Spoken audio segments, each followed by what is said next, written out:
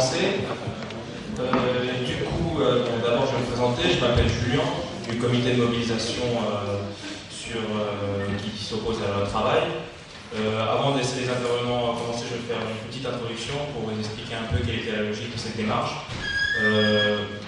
Disons que les étudiants en droit qui sont dans le comité de mobilisation actuellement se sont dit qu'une action qu'on devait faire plutôt atypique dans le bâtiment de droit était justement de traiter les questions de fond, plus que traiter les questions d'action, etc., qui doivent être traitées effectivement. C'est aussi de voir les questions de fond, etc., parce que notre nature de juriste veut qu'on s'intéresse à la norme, à ce qui est posé, etc.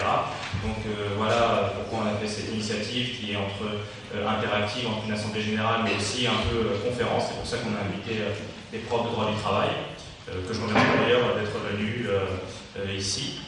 Et là, je vais laisser la parole. Alors d'abord, juste pour l'ordre des différents passages, on va faire des petites interventions. Chacun va parler 5 minutes sur des thèmes différents.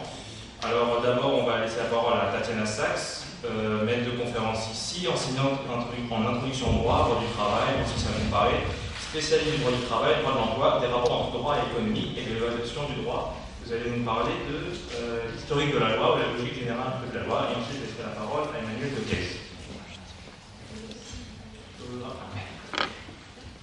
Alors bonjour à tous.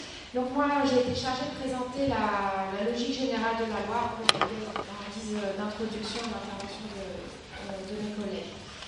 Alors, avec les réactions qu'a suscité la loi travail, presque des réactions quasi épidermiques, on a un peu l'impression d'une loi qui nous tombe dessus, sans crier gare. En fait, par certaines de ses dispositions, cette loi se situe vraiment dans la continuité de lois qui ont déjà été adoptées en 2005, en 2008, en 2013. La loi notamment, donc la dernière loi, la loi de sécurisation de l'emploi. Donc cette loi, finalement, n'est pas une véritable surprise. Elle ne rompt pas avec des lois qui ont déjà été adoptées précédemment.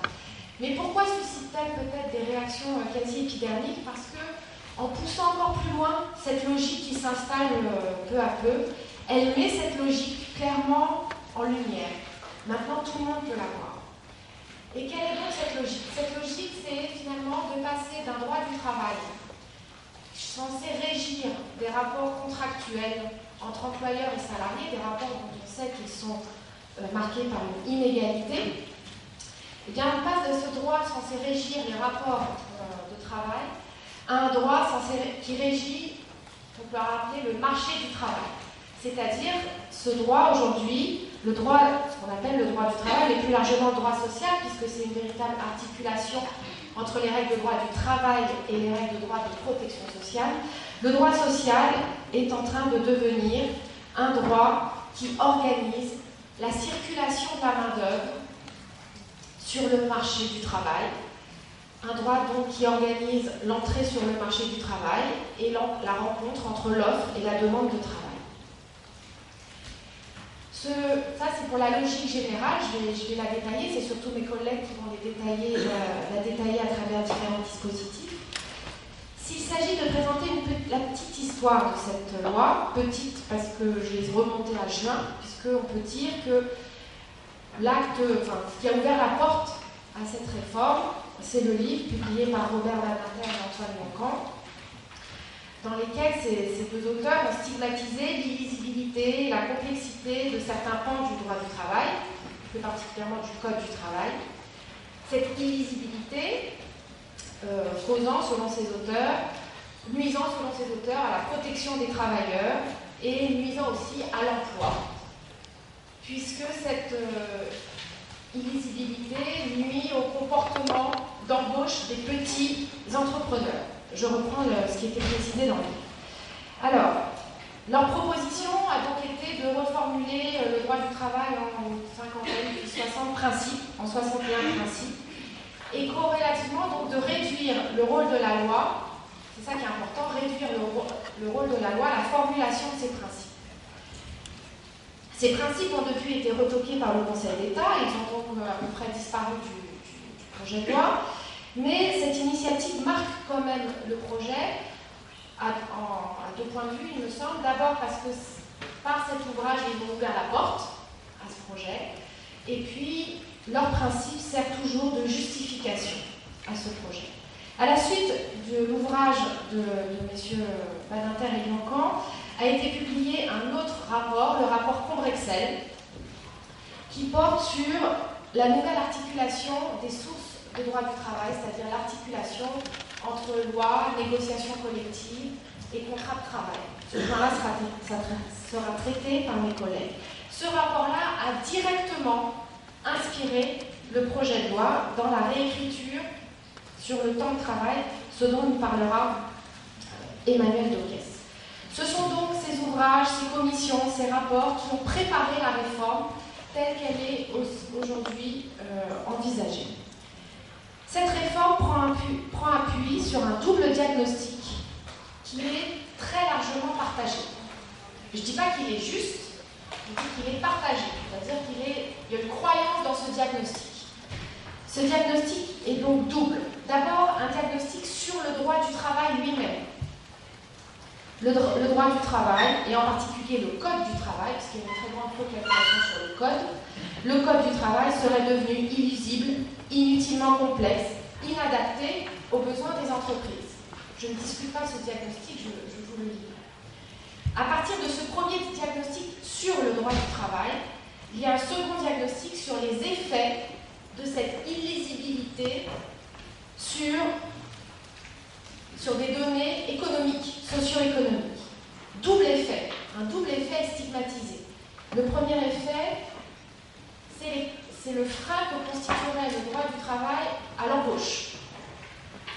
Alors, par un raisonnement qui est assez sophistiqué, en tout cas contre-intuitif, puisque l'idée est de dire que si les employeurs n'embauchent pas, c'est parce qu'ils craignent l'insécurité juridique qui entoure la rupture du contrat de travail. Donc c'est les craintes qui entourent la rupture qui empêchent, en tout cas qui font hésiter les employeurs à embaucher. Résultat de cette logique, il faut donc sécuriser la rupture du contrat de travail pour relancer l'embauche. Si on traduit ça, sécuriser la rupture du contrat de travail, c'est desserrer la contrainte judiciaire, d'où le regard judiciaire sur la rupture du contrat de travail. On en arrive donc à ce qui constitue un des cœurs du projet de loi, c'est desserrer le contrôle judiciaire sur la rupture du contrat de travail, faciliter donc cette rupture pour relancer l'embauche. C'est vrai qu'il y a quelque chose d'assez contre-intuitif, comment relancer l'embauche en facilitant les licenciements. En son temps, la Cour d'appel de Paris avait en 2007, je crois, avait relevé cet aspect contre-intuitif. Aujourd'hui, les économistes ont fait un tel travail de pédagogie, notamment auprès des gouvernants, auprès des autorités, que ce raisonnement contre-intuitif est devenu un véritable lieu commun. On ne le discute même plus, à tel point que le Conseil constitutionnel, dans sa décision du 5 août 2015, s'est même fondé sur ce raisonnement pour considérer que les barèmes d'indemnisation ne sont pas contraires à la Constitution. Premier effet, donc, le frein à l'embauche. Second effet, la dualisation ou la segmentation du marché du travail. Le droit du travail serait la cause non seulement donc du chômage, mais des inégalités sur le marché du travail. Inégalités entre ceux qui ont le grade, le CDI, qui vous donne toutes les protections, et ceux qui n'ont pas accès au CDI, qui sont en CDD, en stage, qui sont intérimaires, etc. Et le droit du travail, donc, entretiendrait, là encore, je ne discute pas du caractère vrai ou faux de ce diagnostic, j'essaie d'expliquer le diagnostic sur lequel se fonde la loi. Et donc, le droit du travail entretiendrait cette dualité. S'il fallait donc résumer ce double diagnostic sur les effets du droit du travail, le droit du travail est un obstacle au bon fonctionnement du marché du travail, ce qui, en définitive, nuit à l'emploi. Et c'est à partir de ce diagnostic qu'a été pensé, élaboré ce projet de loi.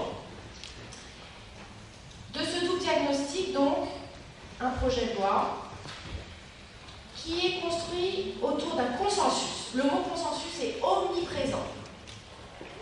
Autour d'un consensus sur la nécessité d'améliorer les statistiques de l'emploi. Parce que lorsqu'on dit qu'on va œuvrer pour l'emploi, lorsque le gouvernement revendique cette idée d'œuvrer pour l'emploi, il faut préciser, il veut œuvrer pour l'amélioration des statistiques du chômage. Pourquoi je fais cette précision? Parce que finalement, on discute très peu et trop peu sur les qualités de l'emploi. On dit qu'on veut améliorer le taux d'emploi, donc baisser le chômage, augmenter le nombre d'emplois, sans discuter de la qualité des emplois. Il y a un consensus, l'objectif c'est d'améliorer les statistiques, peu importe la qualité de l'emploi, les qualités de l'emploi. À partir de cette idée, de cet objectif que tout le monde partage, entre guillemets, il y a donc cette idée qu'il faut œuvrer pour l'amélioration des statistiques et la nouvelle opposition sur laquelle se construit ce droit du marché du travail. Ça n'est plus une opposition entre employeurs et salariés, puisqu'employeurs et salariés partagent ce consensus qu'il faut améliorer la situation de l'emploi. La nouvelle opposition, elle est entre ceux qui ont un CDI et ceux qui n'en ont pas. C'est ça, cette nouvelle opposition entre les insiders, comme on dit, et les outsiders, c'est cette opposition qui guide le projet de loi. À partir de ce consensus, se bâtit donc ce droit du marché du travail avec plusieurs mécanismes. Ce sont ces mécanismes qui vont être exposés. Le premier mécanisme, c'est la promotion de la négociation collective, donc de manière dire du dialogue social, qui est une espèce de quintessence du consensus, notamment sur le temps de travail, c'est ce que présentera Emmanuel Doquez, et plus largement la promotion de la négociation collective d'entreprise et les problèmes d'articulation des sources qu'elle compte sera traité par Cyril Wolmark et Elsa Pesky. Deuxième volet, c'est la fragilisation du CDI, de la figure du contrat à durée indéterminée. On l'a vu avec cette idée notamment de mettre des barèmes en cas de licenciement injustifié. Cette mesure-là a été mise de côté par le gouvernement pour des questions politiques. Mais restent des mesures qui fragilisent le CDI, notamment tout ce qui concerne le contrôle du motif économique de licenciement, et c'est ce que verra Pascal Noquet. Ces aspects-là sont dans la logique de ce droit du marché du travail qui est en train de se mettre en œuvre, donc la promotion de la négociation collective et la fragilisation du CDI. Ces deux aspects, dans le droit du marché du travail, sont compensés, dans la logique de ce projet de loi, par des mesures de protection sur le marché du travail, non plus dans l'emploi, mais sur le marché du travail, notamment à travers le compte personnel d'activité qui confère des droits censés favoriser les transitions professionnelles, et c'est ce que verra Lucie Joubert dans un dernier temps. Passer d'un droit du travail, donc d'un droit qui régit le rapport de travail, à un droit du marché du travail, et porteur vraiment d'un changement profond de logique, dont la manifestation la plus tangible est, à mon sens, la négation de l'asymétrie entre employeurs et salariés. Cette négation de l'asymétrie se fait donc au nom du bon fonctionnement du marché du travail, et c'est à ce titre qu'aujourd'hui, le gouvernement affirme que le droit du travail doit aussi bien protéger les entreprises que les actifs. Elle ne dit même plus les travailleurs. La projet de loi désigne les actifs. Je vous remercie.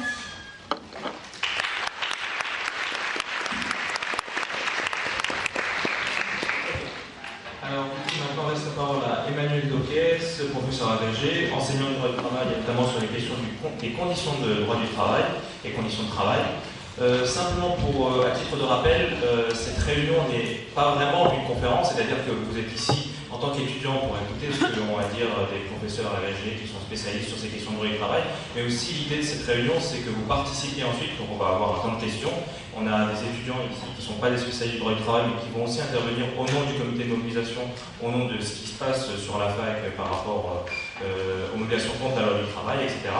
Et donc après, on va ensemble, vous êtes aussi là en tant que citoyen, en tant qu'étudiant, vous aurez aussi à intervenir pour savoir qu'est-ce qu'on peut faire, qu'est-ce qu'on fait plus tard dans la mobilisation, et c'est aussi votre intérêt. C'est pour ça que je parlais que c'était un peu interactif. Donc maintenant, Emmanuel Doquez sur le temps de travail. Bonjour à tous. Juste en introduction et en quelques mots rapides, Tania Sachs nous a très bien décrit le discours qui était le discours de la loi. Il faut quand même dire un mot pour dire que tout est archi faux, ce que pense d'ailleurs Tania Sachs absolument.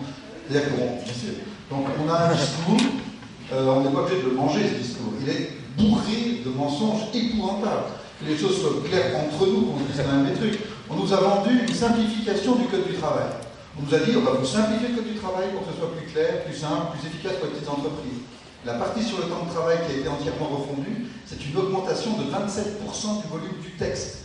Donc on nous vend une simplification, on ne nous donne pas de simplification. Le texte qui est refondu, remélangé, est encore plus compliqué que le texte antérieur, à dessein, puisque cette complexité est en fait un masque extrêmement pratique dans lequel on peut glisser toutes sortes de mesures qui sont abjectes, dirons-nous, impopulaires, diront-ils. Mais en tout cas, le masque est pratique, la complexité n'est pas seulement préservée, elle est augmentée par le texte actuel. Donc on nous a vendu une simplification, c'est faux, mensonge complet. Deuxième mensonge, on nous dit que le droit du travail empêche l'embauche. C'est radicalement faux. C'est une erreur intellectuelle extrêmement basique entre la microéconomie et la macroéconomie. Il se peut très bien qu'un employeur dise « je n'embauche pas parce que j'ai peur du droit du travail ». Pourquoi pas psychologiquement? D'ailleurs, il y en a d'autres comme ça. Il se peut bien qu'il y en ait un deuxième qui dise ça, un troisième qui dise ça. Est-ce que ça empêche la création d'emplois? Non. Pourquoi non? Parce qu'au niveau collectif, il suffit que si vous avez un poste qui a été créé, vous avez 5 employeurs qui pourraient remplir ce poste. Le premier dit j'ai peur, le deuxième dit j'ai peur, le troisième dit j'ai peur, le quatrième dit j'ai peur, le cinquième dit moi j'ai pas peur, je prends. Et à ce moment-là, celui-ci, il va créer l'emploi et il va récupérer le marché correspondant à l'emploi en question. Donc en réalité, d'un point de vue collectif, vous comprenez, même si la crainte est psychologiquement réelle chez certains employeurs, il n'empêche qu'au niveau collectif, ça n'aura pas d'effet sur l'emploi. C'est un gros mensonge. D'ailleurs, on a plein d'études de l'OCDE qui montrent qu'il n'y a pas de corrélation entre le droit du licenciement et sa protection et le niveau de chômage. Et, donc, on a un deuxième mensonge. Troisième chose horrible, vous devez bondir. À chaque fois que vous entendez le mot consensus, révoltez-vous, c'est une honte. Le mot consensus est notre ennemi. Nous sommes des démocrates. La démocratie, c'est le pluralisme. Pas le consensus. Le consensus, c'est quand tout le monde est d'accord, c'est quoi? C'est l'univers totalitaire. Attention, quand vous entendez consensus, méfiez-vous immédiatement, c'est toujours dégueulasse, c'est faux. Nous ne sommes pas en consensus. La société française est diverse et les opinions politiques sont diverses. Et il y a de quoi rouspéter rien qu'à l'écoute de ce mot. Troisième, quatrième mensonge, pardon, insider à outsider.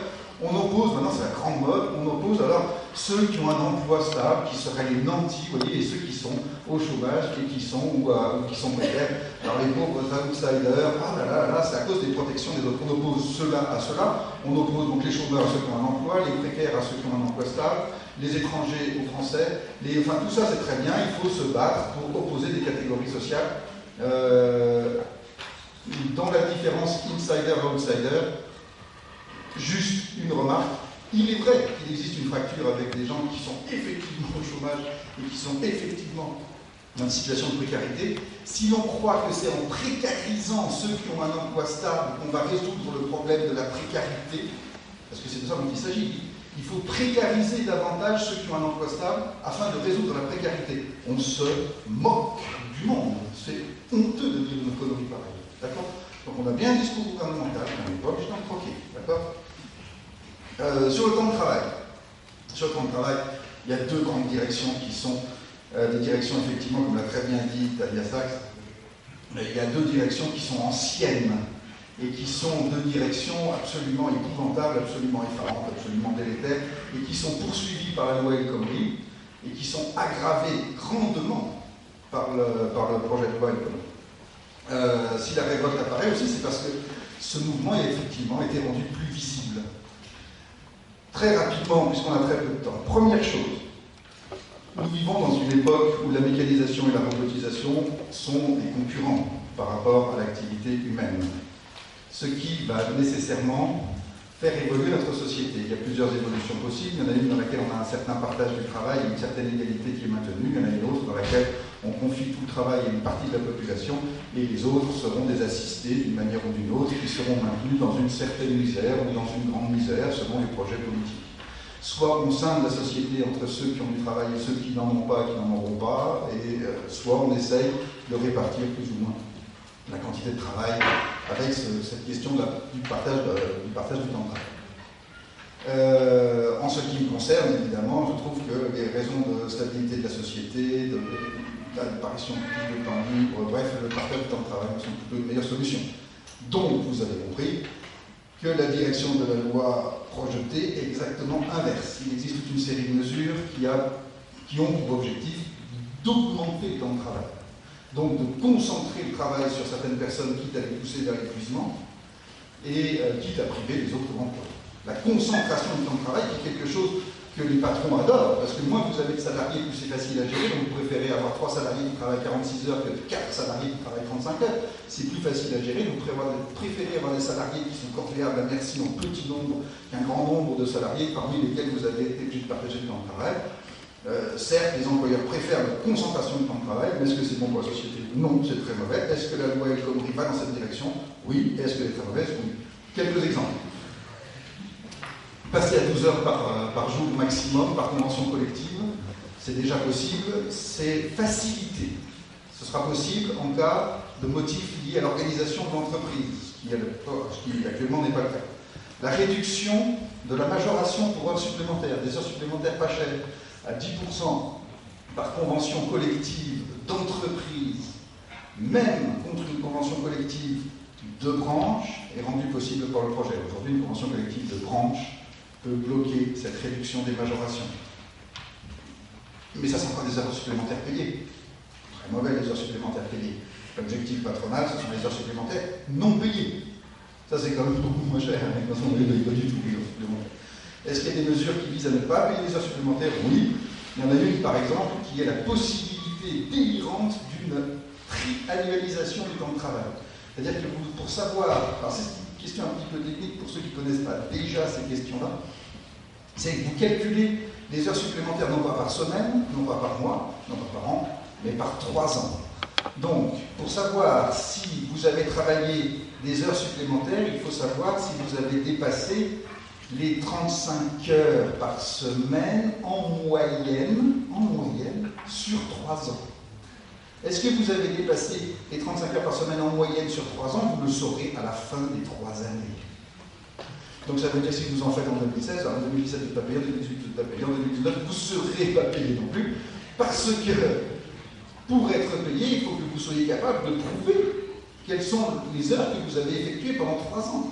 Ça veut dire que vous aviez été capable de noter sur un petit carnet toutes vos heures pendant 3 ans. Quel être humain note sur un petit carnet toutes ses heures pendant 3 ans? Aucun. Et donc, est-ce que quelqu'un pourra réclamer ses heures supplémentaires, sachant qu'il sera incapable de prouver cette durée de travail sur 3 ans, sauf cas très exceptionnel, avec des pointures de type comme ça? En pratique, c'est la porte ouverte. Aux heures supplémentaires non payées, c'est formidable, évidemment, en termes de coût du travail. Les horaires d'équivalence, je ne vous détaille pas, mais les horaires d'équivalence sont simplifiés. Les horaires d'équivalence, c'est un truc qui permet de faire payer, de travailler plus les gens. Les forfaits jours, je ne vous détaille pas non plus, c'est un truc qui... les horaires d'équivalence, c'est vous travaillez 40 heures, vous êtes payé 35. Et les forfaits jours, c'est vous travaillez 50 heures, 60 heures, vous êtes payé 35. Ce sont des possibilités qui sont élargies en ce qui concerne les horaires d'équivalence et qui ne sont pas régulées, alors qu'on a été condamné par le droit européen et qui ne sont pas du tout régulées par le projet de loi en ce qui concerne le forfait jour. Donc, bref, des mesures d'accroissement du temps de travail. D'autres mesures qui sont des mesures de flexibilité. C'est un deuxième point social qui, à mon avis, est absolument crucial. Il existe, pour ceux qui ont un boulot, une période qui est la période du temps de travail. Puis vous avez une deuxième période qui est une période où les gens ne travaillent pas, où ils font ce qu'ils veulent, en théorie, soit ils se reposent, soit ils ont une vie familiale, ils peuvent avoir une vie associative, ils peuvent avoir toutes sortes d'activités autres que le travail. Dans la logique qui est la mienne, ces activités-là ont une très grande importance sociale, une très grande importance économique aussi. On vous a parlé de l'économie de la gratuité, on vous a parlé aussi de l'importance de la vie familiale, mais attention, il existe aussi la vie sociale, la vie militante, la vie associative. Sans vie militante, pas de démocratie non plus. Donc la vie militante aussi, c'est quelque chose qui doit être protégé. Bref, les activités du temps libre, certes, ne rentrent pas dans un calcul financier de PIB, de machin, mais les activités du temps libre sont en réalité absolument cruciales pour le fonctionnement d'une société, et donc elles doivent être protégées.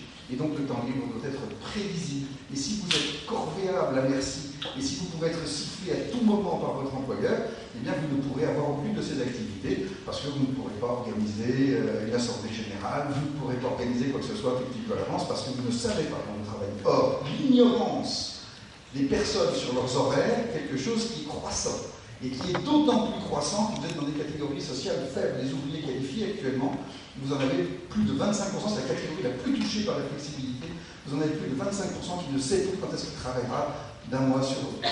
Et donc, ils sont dans l'impossibilité d'organiser quoi que ce soit dans leur vie sociale, affective, amicale, etc., ou autre vie professionnelle.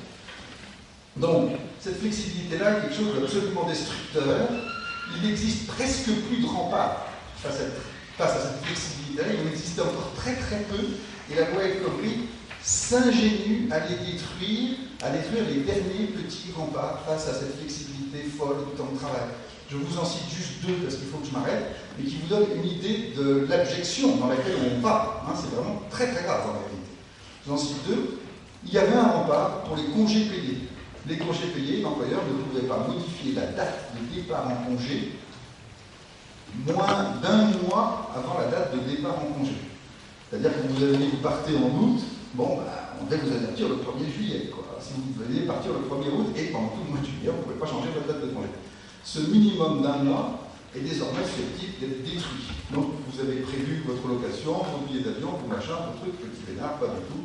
3 jours avant, il faudra tout annuler, parce que désormais, ça devient possible. Première remarque, c'est énorme, c'est énorme. Deuxième truc qui est pas mal non plus, les périodes d'astreinte.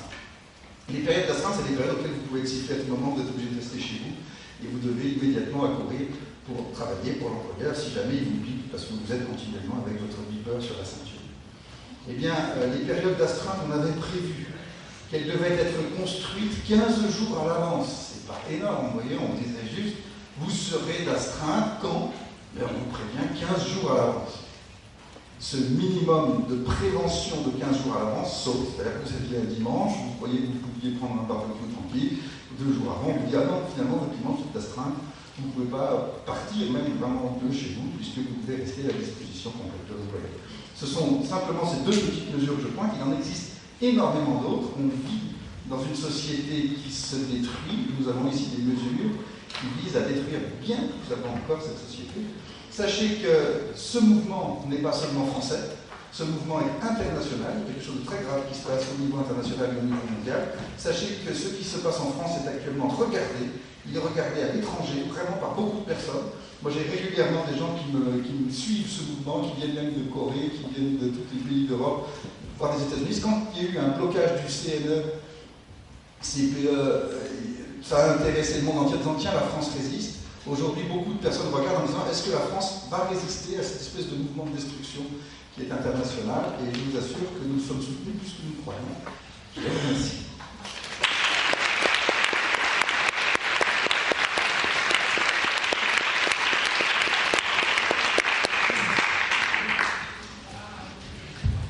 Du coup, maintenant on passe à la question de la hiérarchie des normes avec Monsieur Volmark, Cyril Volmark et Elsa Peskin. Donc je vous laisse parler de la question de la hiérarchie des normes. Oui, merci. La négociation collective occupe une place très très importante dans ce projet de loi. Et ce qu'il faut bien avoir en tête, c'est que encore en la matière, eh bien, en fait, la loi pousse à son terme une évolution qui a trouvé ses racines, qui plonge ses racines dans toute une série de lois, depuis déjà en 1982 et qui a été extrêmement accentuée ces dernières années, en 2004, en 2008, puis en 2013. Et cette évolution, elle est portée par une idée qui est que pour réformer, pour transformer le droit du travail, eh bien, il faut s'intéresser pas seulement à la teneur des normes, mais aussi à leur nature et à leur articulation. Donc ça, c'est quelque chose de très important. Et il y a en fait deux discours et deux mouvements parallèles. Le premier discours, c'est celui qui est relatif à la promotion de la norme conventionnelle par opposition à la norme hétéronome, donc la loi. Donc, pour des raisons évoquées par Tatiana Sachs, c'est bien L'idée, c'est qu'il faut développer la norme conventionnelle parce qu'elle est plus adaptée, les acteurs du monde du travail y adhèrent davantage parce que ce sont eux qui la créent. Il en découle une efficacité économique accrue, etc. Donc c'est tout le discours sur le dialogue social qu'on entend et qu'on nous rabâche depuis des années maintenant, qui est à l'œuvre de manière extrêmement poussée dans cette loi. Second discours et second mouvement, parmi les normes conventionnelles, eh bien, il y a la promotion de l'accord collectif d'entreprise. Pour différentes raisons. D'abord parce qu'il y a un rapport de force moins favorable au niveau de l'entreprise qu'aux autres niveaux de négociation. Parce que les négociateurs sont plus sensibles à la question de l'emploi au niveau de l'entreprise, donc plus à même de négocier des avantages en échange de contrepartie sur l'emploi. Il y a donc depuis assez longtemps maintenant des économistes qui poussent et qui promeuvent la négociation collective d'entreprise. Ça se traduit par deux choses. Un, c'est un niveau privilégié de négociation. Et deux, la négociation à ce niveau doit être totalement affranchie de toute contrainte extérieure. Donc, les négociateurs doivent pouvoir négocier sans barrière que leur imposerait la loi, sans verrou qui leur serait imposé par une éventuelle convention collective de branche, par exemple. Et puis, la convention collective, par ailleurs, doit pouvoir s'imposer, y compris au contrat de travail, c'est-à-dire que le contrat de travail qui jusque-là était plus ou moins un instrument de résistance pour le salarié qui pouvait refuser des changements imposés par la convention collective, bien ce contrat de travail ne constitue plus un instrument de résistance. Et ce qui est très impressionnant, alors on trouvait cette idée, c'est vraiment l'idée que chaque entreprise doit avoir son pacte social, son arrangement social, sa loi, et qu'elle doit être affranchie, libérée de toute norme obligatoire imposée par l'extérieur. Et on trouvait cette idée dans les années 80 qui était portée par des groupes patronaux. Je pense à Entreprises et Progrès, par exemple, qui est sous le nom de contrat collectif d'entreprise. Et c'est très impressionnant de faire ce constat. C'est-à-dire qu'aujourd'hui, on n'est pas encore complètement, mais c'est vraiment ce projet-là qui est à l'œuvre. Ces évolutions, elles sont indissociables de la grande réforme de 2008 qui a consisté à modifier les conditions de la représentativité et les conditions de validité des accords collectifs. Et donc en 2008, l'idée qu'on a introduit l'audience comme mode de légitimation des partenaires sociaux, qui était aussi portée par des gens qui voulaient raffermir le lien entre salariés et syndicats, aujourd'hui, c'est cette justification qui est brandie pour justifier que la convention collective, elle s'impose à toutes les autres normes. Donc, c'est vraiment ce modèle-là qui est présent. Et ce modèle, il se traduit de plusieurs manières. Il se traduit par une réarticulation des normes entre loi et convention collective, d'abord, entre niveau de négociation et puis enfin entre convention collective et contrat de travail, ce dont on parlera aussi. Donc, entre loi et convention collective, eh bien, il y a une réécriture des articles du Code dans ce projet de loi en matière de temps de travail. Donc on avait déjà un schéma assez semblable depuis 2008 en matière de temps de travail, mais là c'est complètement généralisé et on a à chaque thème, à chaque article, à chaque thématique, il y a trois types de dispositions. La loi fixe des principes d'ordre public qui vont s'imposer. La loi ouvre un champ à la négociation collective, donc elle va dire sur telle matière la négociation collective peut porter sur, sans préciser, enfin en précisant parfois que ça peut être moins favorable et en précisant parfois que ça doit être plus favorable, donc le principe de faveur disparaît en tant que tel. Il n'est pas affirmé comme un principe d'articulation des normes, mais on sait que, vous voyez, c'est article par article, on précise si la négociation collective peut faire plus ou moins favorable. Et enfin, troisième catégorie, la loi est parfois totalement supplétive, c'est-à-dire qu'elle ne s'applique qu'à défaut d'accord collectif. Vous voyez, on voit bien ce cantonnement de la loi et cette faveur qui est accordée à la négociation collective. Deuxième illustration, donc, dans les rapports entre convention collective de branche et convention collective d'entreprise, là encore, l'idée qui est généralisée, c'est que l'accord collectif d'entreprise, l'accord collectif de branche, va s'appliquer à défaut d'accord collectif d'entreprise. Donc,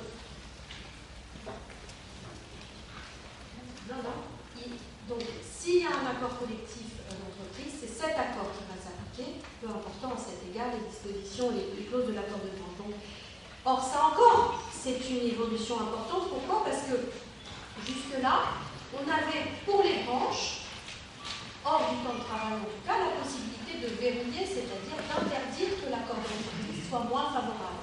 Et de manière générale, l'idée, c'est que la convention collective d'entreprise puisse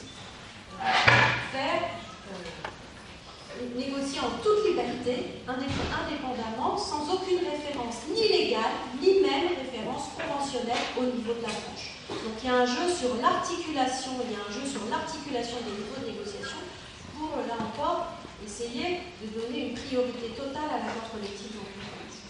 Et puis enfin, on retrouve, mais je ne rentre pas dans le détail, cette même volonté de faire prévaloir la convention collective d'entreprise sur le contrat de travail, notamment sur les accords collectifs relatifs à l'emploi, dont Cyril Volmar parlera.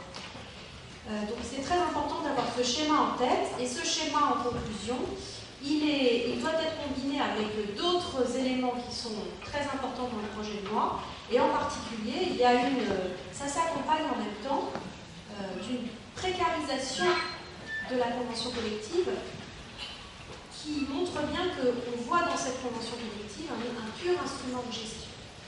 Et deux exemples. À défaut d'indication que l'accord sera réputé être à durée déterminée de 5 ans, alors qu'avant, la convention collective était réputée être à durée indéterminée. Et deuxième exemple, eh bien, vous savez que quand une convention collective était dénoncée, qu'elle était mise en cause, s'il n'y avait pas d'accord de substitution, eh bien, il y avait ce qu'on appelait les avantages individuels acquis qui demeuraient. Eh bien, ces avantages individuels acquis disparaissent, c'est-à-dire que dorénavant, seuls demeureront, en cas d'absence d'accord de substitution, des avantages relatifs à la rémunération annuelle. Donc il y a vraiment une destruction là, de toutes les garanties conventionnelles qui étaient apportées par la convention collective. Donc il y a une promotion de l'accord collectif qui va de pair avec son érection comme un pur instrument de gestion. Merci.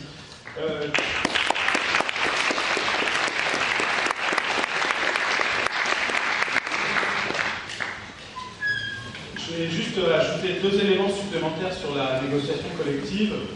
Le premier, vous allez voir tout de suite le danger qu'il constitue. Le second est plus pernicieux et je vais essayer de vous l'expliquer et de vous montrer parfois comment l'en faire et peut-être pas avec de bonnes intentions. Premier élément, ça fait ce qu'on a parlé, c'est les accords de maintien d'emploi. C'est des accords d'entreprise. Ce sont des accords d'entreprise affranchis, comme l'a très bien dit Elisabeth, de toute contrainte extérieure. C'est là, on voit à l'œuvre la toute-puissance de l'accord collectif d'entreprise. Cet accord de préservation ou de maintien de l'emploi va remplacer les clauses des contrats de travail des salariés. C'est-à-dire que si le salarié a réussi à négocier dans son contrat de travail une prime, un temps de travail particulier, tout ça, ça va être écarté. Même s'il n'a pas négocié, c'était juste inscrit dans son contrat de travail. Un salarié, vous savez bien, vous l'êtes pour la majorité d'entre vous, un salarié regarde son contrat et regarde dans son contrat ce à quoi il a droit. Et bien tout ce à quoi il a droit dans son contrat, ça sera supprimé par ces accords de maintien de l'emploi. Tout sauf la rémunération mensuelle. La rémunération mensuelle, mais pas les primes, pas le taux horaire de rémunération. Tout ça peut être remplacé par un accord collectif d'entreprise moins favorable. Alors bien sûr, le salarié peut refuser. Mais là, il est en bien mauvaise position puisque si le salarié refuse, son licenciement est automatiquement justifié. Parce que l'accord collectif d'entreprise de maintien ou de préservation d'emploi justifie immédiatement le licenciement du salarié, et c'est un licenciement pour motif personnel et pas pour motif économique. Alors que bien sûr, c'est un souhait, enfin, on peut penser que c'est un problème économique qui est derrière l'accord de maintien d'emploi. Et dire qu'on est licencié pour motif personnel et pas pour motif économique, ça a plein de conséquences néfastes pour le salarié. J'en cite 2 comme ça. La priorité de réembauche disparaît. Donc il n'y a pas de réembauche, il n'y a pas de priorité de réembauche en cas de réouverture du poste pendant 1 an. Et surtout, à Pôle emploi, les droits sont bien moindres. Il y a tout un système, on va dire, de protection en cas de licenciement pour motif économique qui est bien plus important qu'en cas de licenciement pour motif personnel. Donc, on a cet accord collectif de maintien de l'emploi qui remplace un système qui existait précédemment mais qui ne marchait pas. Et donc là, on l'a simplifié totalement, puisque pour conclure un accord, pour conclure cet accord de maintien d'emploi, il faut simplement qu'il soit conclu, je cite le texte, en vue de la préservation ou du développement de l'emploi. Voilà. C'est ça la condition pour conclure un tel texte. Vous voyez, la porte est là ouverte à tous les chantages à l'emploi dans les entreprises. La deuxième condition, c'est qu'il faut trouver quand même des syndicats pour signer cet accord. Et donc il va falloir quand même prendre appui sur les syndicats majoritaires, j'y viens dans un instant, pour signer cet accord. Et on voit bien avec certains arrêts récents comment l'employeur peut faire pression sur des syndicats, même majoritaires, pour qu'ils signent un accord au nom de l'emploi, puisque, comme l'a très bien rappelé Tatiana Sachs, aujourd'hui l'emploi justifie à peu près tout et n'importe quoi. Ça, c'était le premier point. On voit tout de suite le danger donc, de ces accords de préservation ou de développement de l'emploi. Le deuxième point, et c'est la deuxième grande modification, sur laquelle je voudrais insister dans la négociation collective, c'est la modification de la signature des accords collectifs. Aujourd'hui, pour signer un accord collectif, il faut d'un côté un employeur, de l'autre côté des syndicats. Ces syndicats signataires doivent représenter 30% des salariés de l'entreprise. Ces 30% étant calculés en fonction des élections dans l'entreprise. Le projet El Khomri prévoit de passer cette majorité de 30% à 50%. Donc là, on voit que désormais, pour qu'un accord collectif soit signé, il faut que ce soit signé par les syndicats majoritaires. Alors, a priori, c'est mieux. C'est quand même plus légitime qu'un accord collectif soit signé par les syndicats majoritaires. Mais ici, cette reconnaissance, elle est vénéneuse.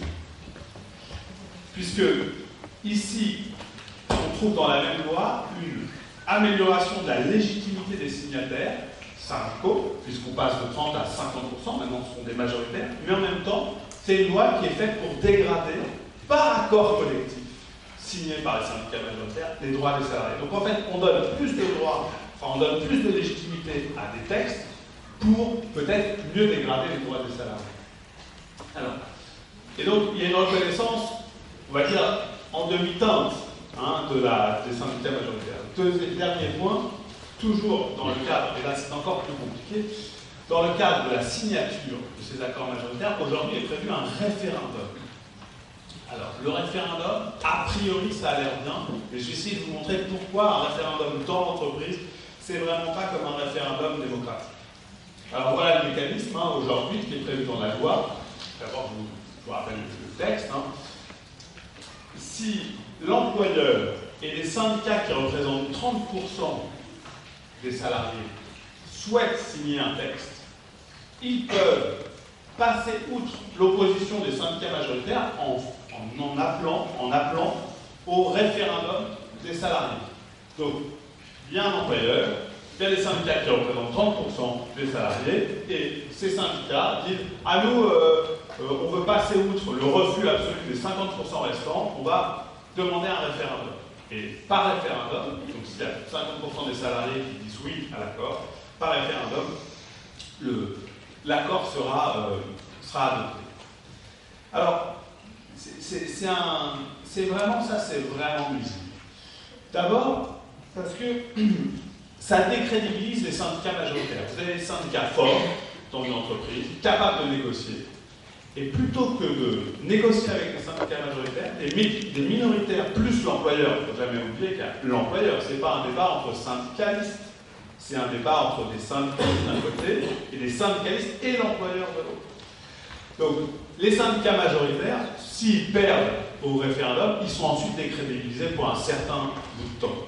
Parce que si on a perdu une fois le référendum, l'employeur aura beau jeu de dire « Oh, mais de toute façon, vous ne représentez rien. La dernière fois, vous avez perdu au référendum. » Deuxième critique sur ce référendum, aussi assez compliqué à faire entendre à des non-spécialistes.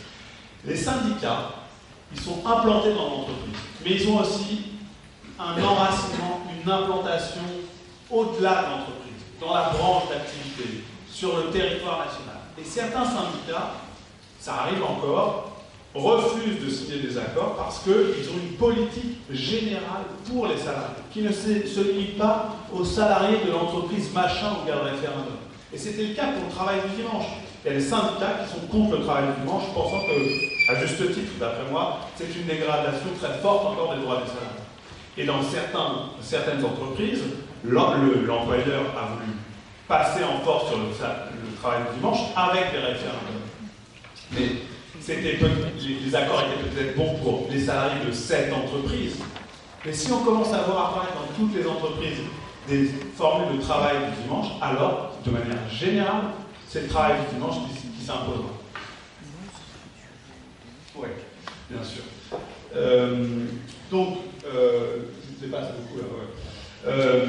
Voilà, donc, ça tombe bien, c'était précisément le moment où je voulais m'arrêter. Ça, c'est l'intuition d'Emmanuel Tocles. Et donc, voilà pourquoi le référendum c'est un point important parce que c'est un point qui va être mis en avant par les politiques en permanence pour dire, mais vous voyez, c'est les syndicats qui sont conservateurs, etc. Ce référendum-là, c'est un enjeu quand même très fort. Imaginez juste le président de la République qui, face à des frondeurs majoritaires, dit « Ah bon, on va passer par le référendum. » Vous voyez, le jeu est inégal. Voilà.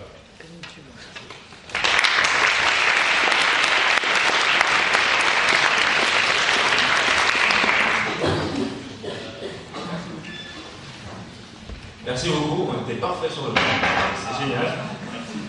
Du coup, je laisse la parole à Pascal Loquier qui... Ah oui, licenciement économique, ensuite ce sera Lucie Joubert sur le compte personnel d'activité et on fera des interventions, les étudiants qui seront là pour une intervention par rapport au comité de mobilisation, comment on essaie de se mobiliser, etc., un peu l'historique de mobilisation et ensuite on laissera un petit temps de questions, d'intervention. Et surtout d'intervention, c'est-à-dire qu'au-delà des questions où vous allez essayer d'approfondir le fond, on demande vraiment que vous interveniez pour essayer soit de dénoncer ça, soit de quelle perspective il faudra avoir. On attend vraiment aussi votre réflexion là-dessus. Je laisse la parole à Pascal Loquier. Bon, alors, très rapidement, parce que le temps passe.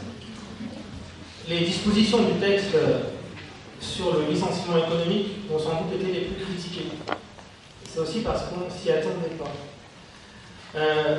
Derrière les dispositions sur le licenciement pour motif économique, il y a ce que Tania Sachs a parfaitement décrit, cette idée que le droit du travail en général et le droit du licenciement en particulier serait responsable du chômage. Et pour ce qui est du licenciement, il y a l'idée que si l'entreprise peut plus facilement licencier, elle va plus embaucher. Mais quel va être le premier réflexe de l'entreprise qui peut plus facilement licencier? C'est plus licencier. Donc voilà, je crois qu'il y a derrière cette idée qu'il faut alléger le droit du licenciement pour motif économique des idées un peu trop rapides. Bon, alors, pour vous faire un rapide décryptage de ce qui est dans le projet de loi, il y a 3 mesures qui touchent au licenciement pour motif économique. La première a été retirée en grande partie. Elle n'était d'ailleurs pas propre au licenciement pour motif économique. C'était le plafonnement des indemnités de licenciement. Il y avait cette idée que, et ce qui est assez choquant pour nous, les juristes, cette idée qu'un acteur, en l'occurrence une entreprise, doit pouvoir connaître à l'avance, au centime près, le coût d'un licenciement injustifié. Et c'est ça qu'il y avait derrière le plafonnement obligatoire des indemnités de licenciement. Parce qu'il faut le rappeler, on parlait des indemnités pour licenciement injustifié. Alors, ce plafonnement, vous le savez sans doute, a été supprimé. Il reste un barème indicatif. En même temps, il faut rester vigilant parce que, même indicatif, un référentiel a un impact sur les indemnisations. Donc il ne faut pas que les montants qui seront adoptés probablement par décret soient inférieurs à ce qui se pratique. Deuxième mesure qui reste dans le texte et qui est extrêmement problématique, c'est celle qui constitue, alors pour ceux qui ont étudié dans le travail, vous l'avez vu, qui concerne le périmètre d'appréciation du licenciement pour motif économique. Aujourd'hui, quand vous avez un groupe international qui se porte bien, il ne peut pas licencier les salariés de sa filiale française en se prévalant des difficultés économiques de cette filiale. Le texte qui nous est proposé permettra à ce groupe de licencier les salariés de cette filiale puisque le périmètre d'appréciation devient national. Alors, dans la dernière mouture, il y a un bémol. Le bémol étant qu'il ne faudra pas que les licenciements aient été créés artificiellement. Là encore, en tant que juriste, on sait que ça s'appelle la fraude à la loi et que la fraude à la loi, c'est extrêmement difficile à prouver. Derrière cette disposition sur le périmètre, il y a d'ailleurs plus que la peur d'embaucher. Il y a l'idée que le droit du travail est un frein à l'investissement étranger. C'est quelque chose qu'on entend depuis longtemps. Le droit du travail français est trop protecteur. Par son côté trop protecteur, il empêche les investisseurs étrangers de venir en France. Ça, c'est clairement une mesure qui est destinée à favoriser l'investissement étranger. Mais on n'a quand même pas favorisé l'investissement étranger en réduisant les protections des salariés. Évidemment, c'est pas la bonne voie. Et il y a une troisième mesure qui, elle, n'a pas bougé, c'est celle qui concerne la définition des difficultés économiques. Et là, la question qui intéresse aussi vous, les juristes, c'est celle du rôle du juge. Aujourd'hui, en l'état du Code du travail, le juge peut apprécier l'existence ou pas de difficultés économiques, notamment le sérieux des difficultés économiques. Le nouveau texte objective, c'est la formule très à la mode, objective les difficultés économiques en définissant précisément ce qu'est une difficulté économique. Baisse de commandes sur un certain nombre de trimestres, baisse de chiffre d'affaires sur un certain nombre de trimestres, déficit de trésorerie, etc. Et il y a des critères qui sont précis. C'est quoi l'inquiétude? C'est le fait de retirer au juge son rôle d'appréciation qui est fondamental, et deux, c'est le risque que le juge ne puisse pas apprécier, ne puisse pas intervenir lorsqu'il y a des abus. Je vais vous prendre un exemple. Imaginez que les dirigeants décident de doubler leur rémunération dans l'entreprise. Ça peut créer des pertes de l'entreprise. Si vous appliquez mécaniquement le texte, ça pourrait permettre de licencier les salariés. Évidemment, ça n'est pas le but du législateur. Simplement, c'est pour vous dire combien il est important de laisser au juge une capacité d'appréciation. Voilà, vous pourriez revenir lors de la discussion.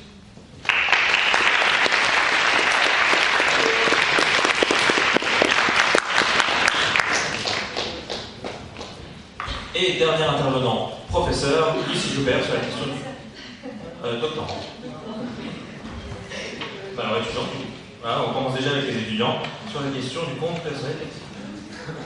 Alors, moi je vais vous rassurer quand même, je vais vous parler de la grande avancée sociale du quinquennat d'Hollande, la protection sociale de demain, rien de moins, quoi. Le compte personnel d'activité, donc c'est le volet un peu de protection sociale du projet de loi.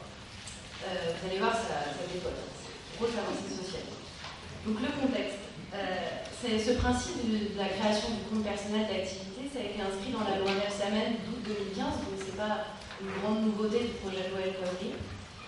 Dans la loi, il y avait un calendrier de négociation et les interlocuteurs sociaux ont négocié en express fin 2015, début 2016, là, et sont parvenus à une position commune du 8 avril 2016, c'est-à-dire juste à temps pour être intégré dans le projet de loi El Khomri et passer pour, on va dire, une concession devant le début de gronde sociale. C'est bien fait, la vie est vraiment bien faite. Position commune qui a été signée par le MEDEF, la CFE-CGC, la CFDT, CFTC, l'UFO. Donc pas signée par l'UPA et la CGTM du côté des employeurs et pas signée par la CGT. Donc c'est un peu technique et je vais essayer de vous faire comprendre un peu assez rapidement. Le CPA, ça reprend, comme personnel d'activité, ça reprend des dispositifs de protection sociale qui existaient déjà. Et ça fonctionne comment? Ça ressemble un peu à la carte de fidélité que vous avez dans votre supermarché. On gagne des points et de temps en temps, on peut les utiliser pour s'acheter une cafetière. C'est un peu le principe. Sauf que on n'achète pas des cafetières, on achète autre chose. Donc ça rassemble, je vous l'ai déjà dit, des dispositifs de protection sociale qui existaient déjà. Des droits sociaux personnels, nous dit le projet de loi. Donc ça rassemble, c'est un compte qui rassemble les droits sociaux personnels d'un salarié, d'un actif même, de son entrée sur le marché du travail jusqu'à sa retraite. Qu'est-ce qu'il faut entendre par droits sociaux personnels dans l'actuel projet de loi? C'est le compte personnel de formation, c'est-à-dire quand on travaille, on acquiert des droits, enfin des heures de formation, compte personnel de formation, première chose. Le compte personnel de prévention de la pénibilité, le C3P, c'est-à-dire quand on fait un travail pénible, mais alors vraiment pénible, on acquiert des points qui nous donnent droit à différentes choses, retraite anticipée, heures de formation, etc. Et alors la grande avancée sociale, mais vraiment la deuxième mesure du projet de loi est vraiment super, elle inclut aussi dans ce compte personnel d'activité le compte engagement citoyen, c'est-à-dire qui permet l'acquisition de points en cas d'activité bénévole. Alors j'ai vérifié, les stages que vous allez faire cet été de 1 mois et 29 jours non rémunérés ne permettent pas l'acquisition de points dans votre compte personnel de formation d'activité, j'en suis désolée pour vous. À quoi servent ces points et ces heures? Essentiellement, il y a encore assez peu de visibilité sur ce que va vraiment être le compte personnel d'activité. Ça sert essentiellement à des actions de formation, à financer des actions de formation dans l'optique de retrouver un emploi ou une activité, on peut aussi devenir indépendant. C'est super. Et alors là, c'est très fort quand même parce que on fait un travail pénible, on se tue à la tâche, on fait un travail bénévole et on acquiert des points. Et c'est considéré, c'est vendu comme une grande avancée sociale. Une avancée sociale tellement grande que le MEDEF a rechigné à signer cette position commune, que la CGPME et que l'UPA n'ont pas signé cette position commune. C'est vraiment, c'est trop grande avancée sociale, quoi. Donc dans le compte personnel d'activité n'est pas inclus le compte épargne-temps, droit rechargeable au chômage, la prévoyance complémentaire. Donc on a vraiment un compte personnel d'activité à minima. Ça ne crée pas de droit nouveau le compte personnel d'activité. Ça réorganise des dispositifs qui existent déjà. Et ça, il faut bien l'avoir en tête. Après, il faut quand même être juste, et comme dirait Manuel Valls, intelligent et audacieux quand même. Il y a deux nouveautés majeures avec le compte personnel d'activité. La première, c'est qu'il bénéficie aussi aux indépendants. C'est-à-dire que quand vous faites un travail comme indépendant ou pas comme salarié, vous allez aussi pouvoir acquérir des heures de formation financées par une contribution à la formation professionnelle que les indépendants paient déjà. Les grandes nouveautés du compte personnel d'activité et qui nous permet de créer un nouveau modèle social à l'ère du numérique, ce sont les termes de la loi quand même. C'est un compte en ligne. Attention, c'est chaud.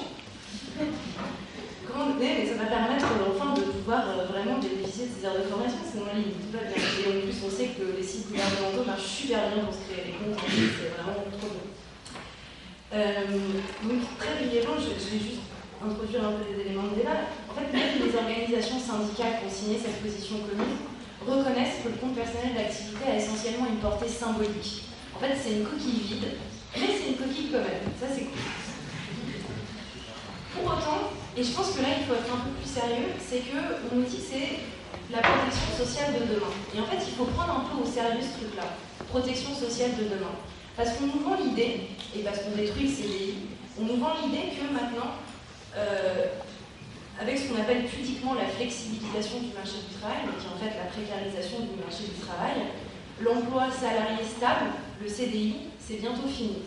On va passer de transition en transition, des salariés, puis indépendants, puis salariés, puis bénévoles, etc. Et pour ça, il faut sécuriser ces transitions. Il faut sécuriser cette mobilité pour qu'elle ne soit pas subie, mais qu'on en soit acteur. C'est vraiment les termes de la loi. Et pour ça, il faut instaurer des droits sociaux qui suivent la personne, l'actif, tout au long de sa vie professionnelle. Et ça, c'est la grande idée de la flexi-sécurité. Plus de CDI, mais on est protégé avec des droits. Donc, on voit le contenu du compte personnel d'activité. J'imagine que vous êtes confiants comme moi dans votre transition professionnelle. Tout de suite, on est très rassurés, les actifs. Et c'est ça la protection sociale de demain, en fait. C'est chacun dans son coin, on gagne des petits points, on les capitalise, et ça va nous permettre d'être confiants, d'être sereins dans l'avenir, et d'être véritablement acteurs de nos parcours professionnels. Ce sont les termes. Et on gère, juste pour terminer, c'est que il y a un peu l'idée que chacun cotise dans son coin ses petits points. On est tous contents avec les petits points, et voilà. Mais on a quand même de grandes incertitudes sur les moyens de financer ces points, ces heures de formation, retraite anticipée, etc. C'est notamment la raison pour laquelle la CGT n'a pas signé la position commune. Et deuxième point, ce qu'on gère dans cette idée de protection sociale de demain avec le compte personnel d'activité, c'est que on se défausse un peu de la responsabilité du chômage sur l'actif, sur le salarié. Vous ne retrouvez pas de travail, vous êtes au chômage, mais ça n'a rien à voir avec les licenciements, ça n'a rien à voir avec le fait d'enchaîner des CDI ou des missions d'intérim. C'est parce que vous n'avez pas utilisé assez votre compte personnel d'activité, vous n'êtes pas formé, c'est pas bien. Donc c'est un peu ça l'idée. C'est plus les entreprises qui sont responsables de la perte d'emploi, du chômage, etc., voire même l'État par le biais des protections, des politiques de l'emploi. Donc la responsabilité de l'emploi et justement du chômage tend à relever de plus en plus de chaque actif. Et brièvement en conclusion, la loi nous dit que ce compte personnel d'activité, c'est un capital de l'actif. Et en fait, là du coup, c'est super, parce qu'en fait, on est plus salariés, on est tous des capitalistes avec nos petits points, c'est vraiment, là, voilà, tout va bien. Tranquille. Donc j'espère que je vous ai rassuré, et si je peux vous rassurer encore plus dans les questions, je pourrais vous parler de la garantie jeune, qui est encore une très grande avancée sociale. Ça va être super, ça aussi. Voilà.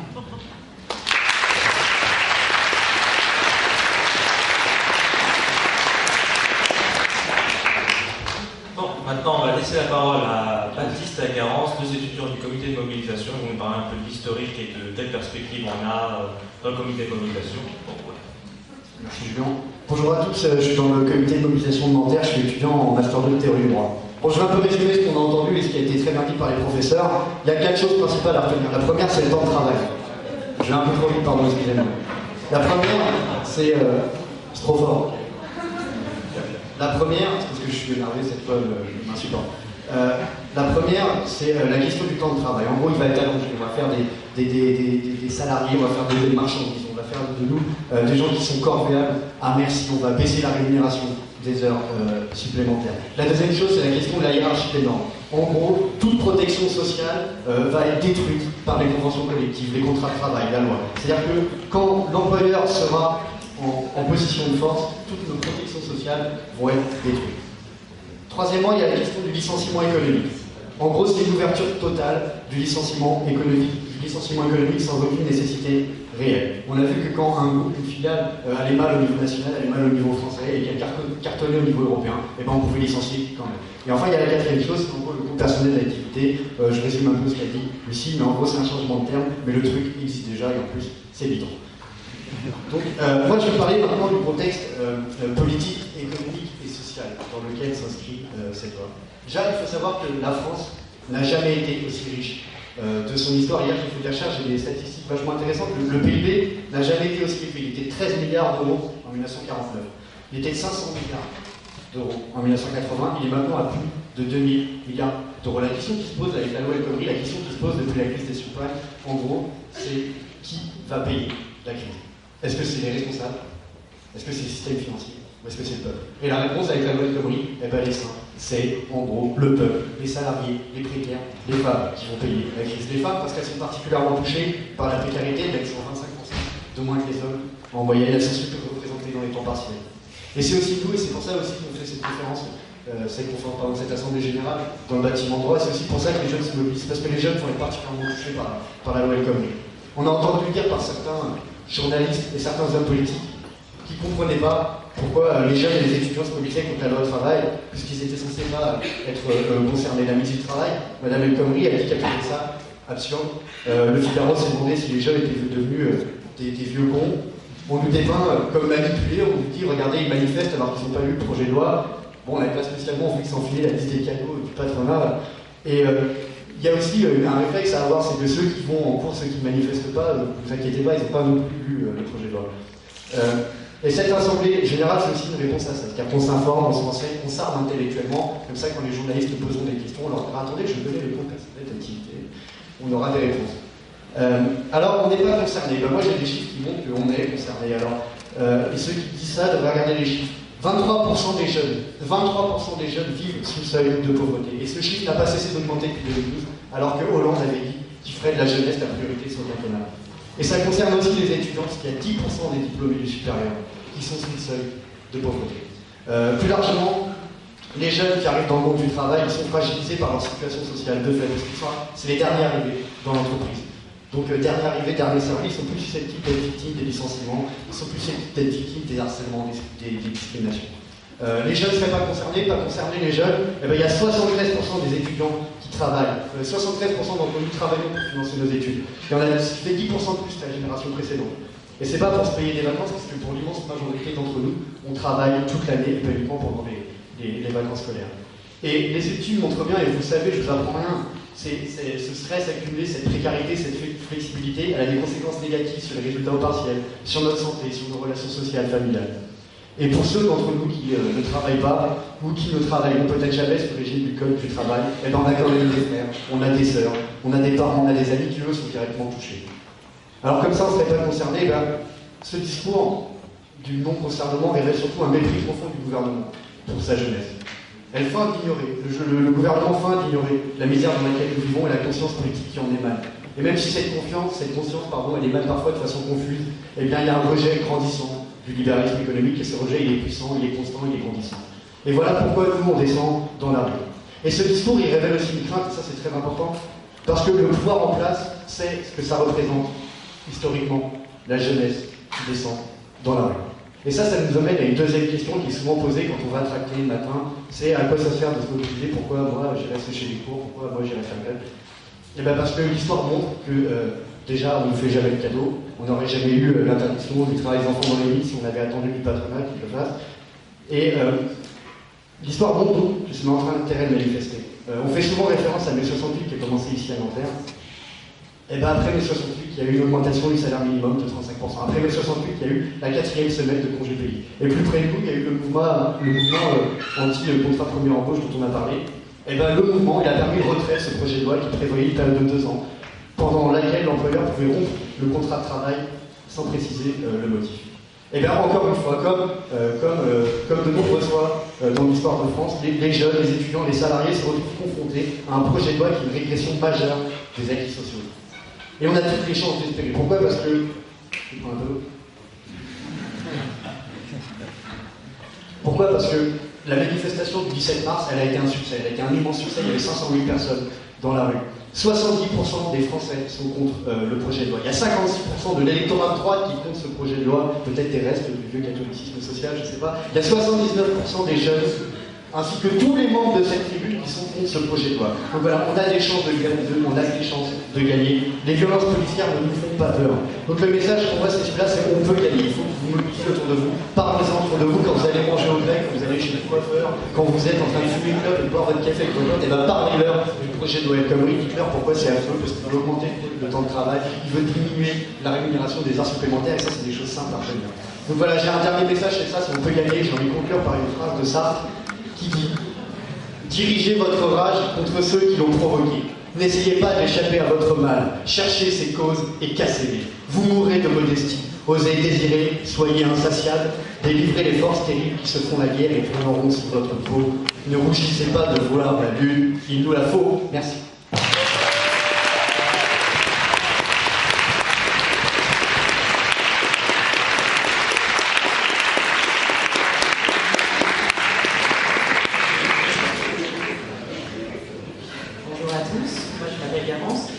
Beaucoup plus modestement vous expliquer ce qu'on a fait depuis le début de la mobilisation sur Nanterre. Donc on a commencé par une première assemblée générale qui a eu lieu juste avant la première date de mobilisation du 9 mars. On était à peu près 300. Donc, de cette assemblée générale a découlé la création d'un comité de mobilisation qui se réunit depuis pratiquement tous les jours pour organiser des actions justement sur la faculté que vous avez probablement déjà pu constater au fur et à mesure. Donc ce comité de mobilisation a été subdivisé en plusieurs commissions, donc notamment une commission affiche, visibilité en fait, dont on a révélé par exemple une page Facebook. Vous avez peut-être vu aussi l'Université de Nanterre contre la loi travail. Donc des affiches que vous pouvez voir tous les jours, mais aussi des banderoles, par exemple, qu'il y avait à la gare, sur la maison des étudiants, etc. On a aussi une commission de lien avec les travailleurs, c'est-à-dire qu'il y a un groupe d'étudiants qui sont allés voir, par exemple, les salariés de PSA ou de la Poste, ou encore les gens de la gare de Saint-Lazare. Et enfin, une commission qui ont créé en fait des tracts, etc., que vous avez pu recevoir, je pense, à peu près tous les jours, depuis le début de la mobilisation. Voilà, donc si jamais parmi vous, certains sont intéressés à participer à ce comité de mobilisation, vous pouvez venir nous voir, on est dans cette salle à en faire partie. Et il y a une réunion aujourd'hui à 17h à l'espace Réverdi, c'est la salle. Alors, c'est un espace au nom multiple et qui change à chaque fois, donc vous avez pu le connaître sous le nom de Rebecca Meinhof. Maintenant, il s'appelle le 21 mars ou Rémi Fraisse. Voilà. Donc de cette première AG, on a voté du coup pour en faire une deuxième, qui a eu lieu juste avant la seconde date de mobilisation, du coup le 15 mars, où on était un petit peu plus de 400. Donc on a voté notamment pour tenir des assemblées générales du FR, donc ce que nous faisons tout de suite. Voilà. Il y a eu donc dans la foulée une assemblée générale dans le bâtiment L, où les étudiants ont pris la décision justement d'occuper une salle, donc l'espace Paul de Maillot, 21 mars. Voilà. Du coup, ça, si jamais vous avez l'occasion de passer faire un petit tour au bâtiment L, vous pouvez voir comment évoluent les mobilisations là-bas. Voilà. Et donc je vais juste vous tenir au courant des prochaines dates. Donc la prochaine AG justement est demain à 12h30 dans l'amphithéâtre. On parlera justement des suites de la mobilisation, donc que vous soyez contre, pour, etc. Vous pouvez vous exprimer. Et enfin, manifestation jeudi, donc c'est encore plus large que le 9 mars, c'est-à-dire qu'il y a encore plus de secteurs mobilisés, etc. Donc ça devrait être une grande mobilisation. Et le départ est place d'Italie à 13h. Voilà. Et enfin, la mobilisation d'après sera le 5 avril.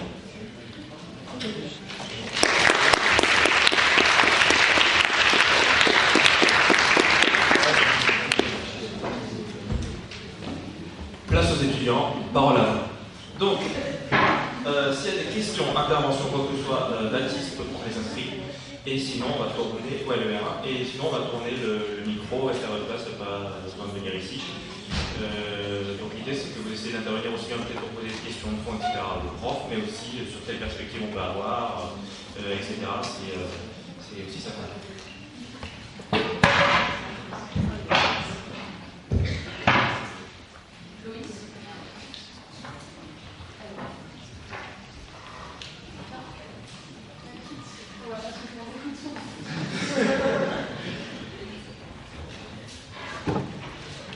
Merci, donc moi je m'appelle Louis et je fais partie des personnes qui sont à l'Université Sciences Po.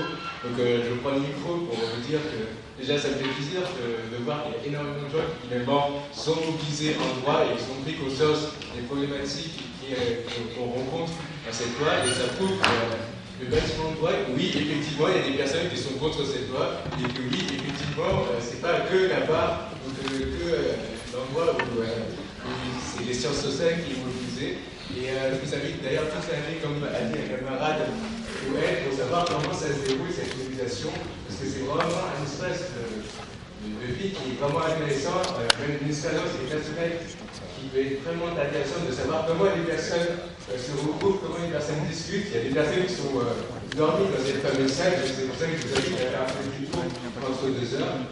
Et aussi, je vais prendre la parole parce que tout à l'heure aussi, d'autres camarades avaient parlé de mai 68. Il n'y a pas que mai 68 où il y a eu des mouvements étudiants, et ça, il faut bien comprendre.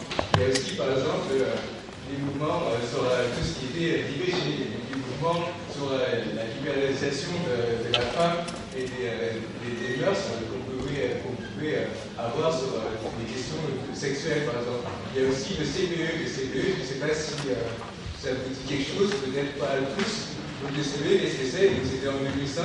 Il y avait aussi une volonté de casser le code du travail par une même boîte assez semblable finalement. Et il y a eu énormément d'étudiants qui se sont mobilisés contre cette loi. Donc ça prouve que c'est pas quelque chose qui est récent, et c'est vraiment une volonté qui existe depuis quelques années, et pas comme en France, c'est partout sur les autres. 30 secondes. Ok, d'accord. Je finis dans 30 secondes. 25. D'accord. En 25 secondes, je vous dis félicitations à tous d'être ici, et je vous demande d'en parler à vos camarades et de générer la discussion avec tous vos camarades pour faire avancer les choses. Merci. Juste une précision pour le fonctionnement, quand vous levez la main, vous donnez votre prénom à Léa et je m'inscris. Voilà. Maintenant, c'est au tour de Marc.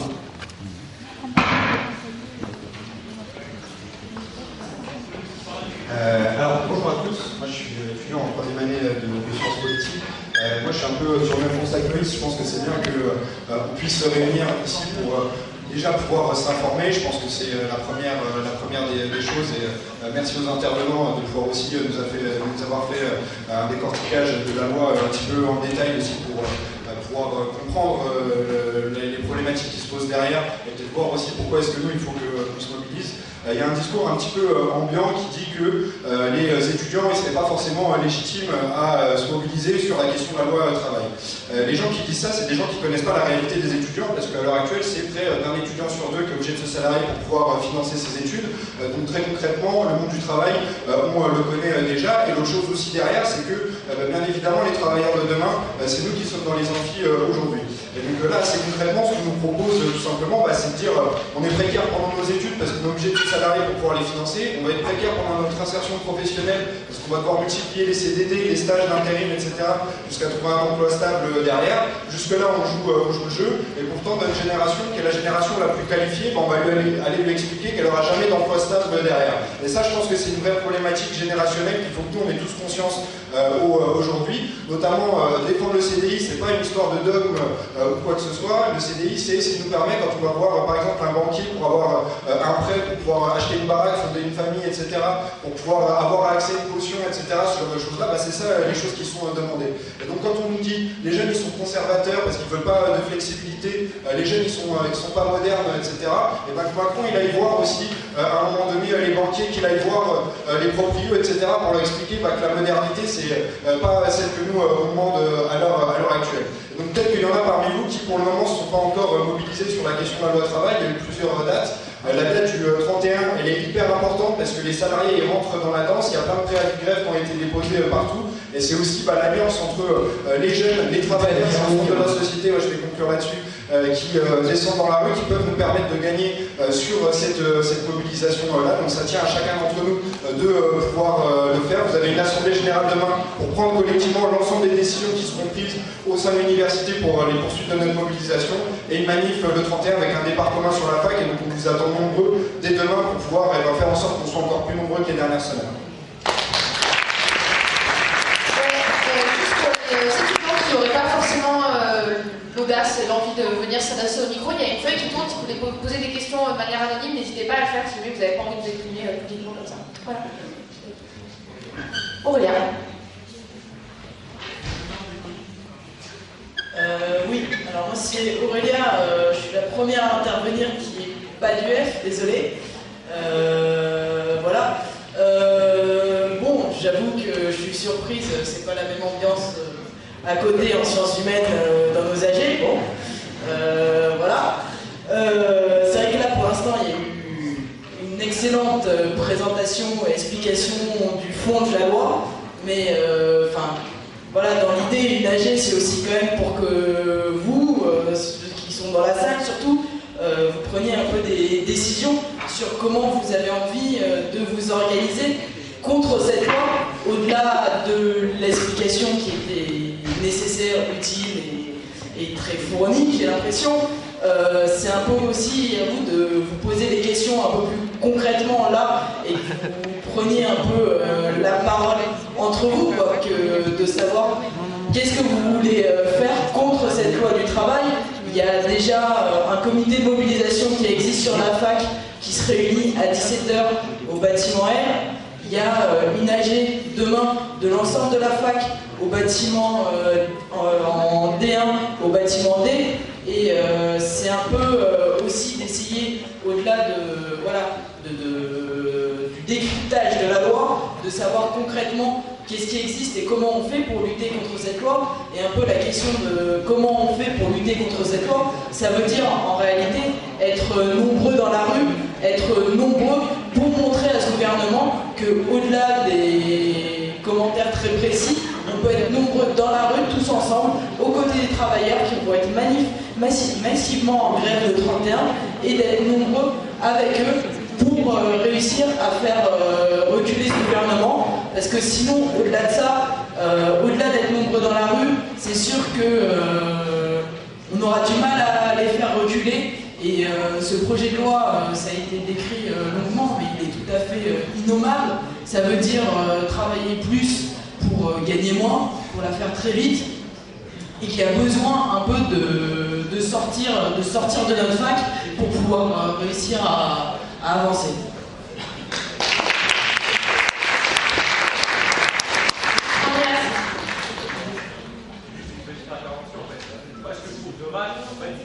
Normalement, une assemblée générale, c'est fait pour qu'on décide collectivement. C'est pas une tribune, même si je trouve que l'analyse de la loi elle est importante et qu'elle était nécessaire et qu'elle est vraiment très bien aujourd'hui. Mais le but aussi, c'est de se mobiliser. C'est-à-dire qu'on est contre cette loi, mais concrètement, comment on va faire pour faire reculer le gouvernement? Comment on va faire pour avoir le rapport de force et pouvoir faire plier le gouvernement? C'est ça aujourd'hui qui se pose. C'est la question qui se pose, c'est la question en assemblée générale, demain, qu'on va se poser. Nous, qu'est-ce qu'on a fait, le comité de mobilisation, on va en parler, la perspective, c'est que si on veut pas gagner, c'est avec les travailleurs. C'est-à-dire que si nous, on a la possibilité de ne pas aller en cours, mais quand on ne va pas en cours, on ne bloque pas l'économie du pays. Nous, on n'a pas cette faculté-là. Par contre, justement, on peut être étincelle et aller vers les travailleurs, se mobiliser, parce que derrière, il y a un enjeu, c'est que les directions syndicales qui mobilisent actuellement, elles mobilisent une journée, elles mobilisent une autre journée, mais derrière, elles ne veulent pas arriver à une mobilisation d'ampleur. C'est ce qui s'est passé lors des retraites. Lors des retraites, on a mobilisé une fois, on a mobilisé deux fois, on n'a jamais voulu arriver à la grève reconductible. Résultat, on a perdu. Et ça a été un échec pour tout le mouvement. Aujourd'hui, on ne doit pas réitérer les mêmes erreurs. C'est-à-dire que si on veut gagner, il va falloir se mettre en grève reconductible. Il va falloir montrer au gouvernement qu'on est déterminé, qu'on ne veut pas lâcher. Et si on veut faire ça, ça ne va pas être juste d'écouter les profs sagement, ça va être, voilà, comment on fait pour se mobiliser dans vos télés qui sont motivés pour aller faire grève, qui sont motivés pour faire des débrayages. C'est ça la question qu'on veut se poser aujourd'hui. C'est ça la question qu'on doit se poser collectivement. C'est pas une tribune, c'est pas des militants organisés. Moi je suis solidaire étudiant, les gens qui étaient avant, ils étaient à l'UNED. C'est vous, c'est à vous de décider. Qu'est-ce que vous voulez faire? Cette loi, elle ne concerne pas les militants, elle concerne tous les étudiants, elle concerne tous les travailleurs. C'est à nous de nous poser ces questions, c'est à nous de nous emparer de ça. Notre force, c'est le non. Si ce non, on ne l'utilise pas, on ne sera pas une force, on n'aura pas le rapport de force pour gagner. Donc prenez vraiment conscience de ça, être l'unité avec les travailleurs, avoir un mouvement démocratique. C'est-à-dire que c'est nous qui décidons, ce n'est pas des directions syndicales, ce n'est pas des militants politiques, c'est nous. Voilà.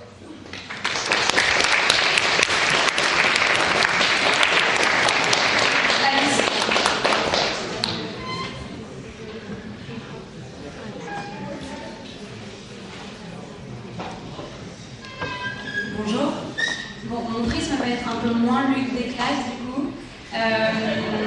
J'avais une question parce que moi, pour me mobiliser, j'ai besoin de vraiment comprendre tous les enjeux et de savoir également ce que je peux faire, dire non à ce projet de loi, bien sûr, mais par quoi le remplacer? Parce que le problème du chômage aujourd'hui, il est réel et je me dis que je suis profondément contre les mesures telles qu'elles ont été proposées, mais est-ce qu'on ne peut pas adhérer à une vision selon laquelle le droit du travail est complexe et peut-être trop complexe, et je dis pas ça parce que j'ai eu une mauvaise note au partiel de droit du travail, mais est-ce qu'on ne peut pas adhérer à ce constat et proposer d'autres choses, une sécurisation de l'emploi, mais aussi une lisibilité du code du travail? Voilà. Est-ce qu'on ne peut pas penser la réforme? Est-ce qu'il faut, selon les professeurs, bon là du coup je fais encore une analyse technique de la chose, mais est-ce que selon les professeurs, il n'y a pas une possibilité de réforme dans le sens de la sécurité du salarié?